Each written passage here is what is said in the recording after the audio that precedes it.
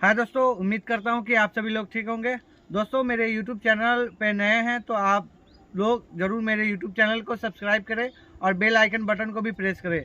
दोस्तों, आज मैं आपको अपनी जो कुछ सीक्रेट है मैं आप लोगों के सामने वो रिवील करने वाला हूँ। दोस्तों, उसमें रिवील है कि मैं ट्रेड करने से पहले किन किन चीज़ों पे मैं ध्यान रखता हूँ, किन किन पॉइंट है पे ध्यान रखता हूँ। तो दोस्तों, ऐसे 4-5 पॉइंट है जिस पे मैं ट्रेड करने से पहले ये सारी पॉइंटों को मैं क्लियर करता हूँ, देन मैं अपने ट्रेड को ले पाता हूँ, जिसके दौरान ये सारे चीज़ क्लियर होने के बाद मेरी ट्रेड के एक्यूरेसी जो होती है वो 80 से 90% होती है। तो दोस्तों, मैं आपको बता दूं, दोस्तों आपको पहले देखना है कि मार्केट कौन से ट्रेंड में है।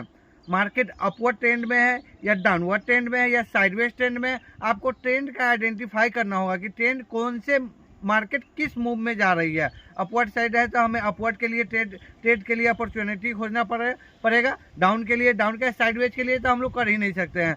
उसके बाद आती है कि मार्केट स्ट्रक्चर। मार्केट स्ट्रक्चर क्या है।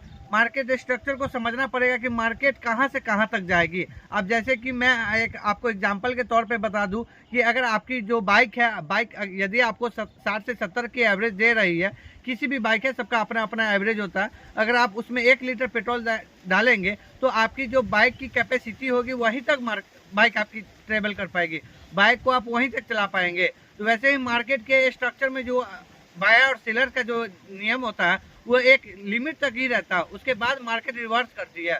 और तीसरी जो मैं चीज़ देखता हूँ वो होती है कि मार्केट गैप अप या गैप डाउन तो नहीं है।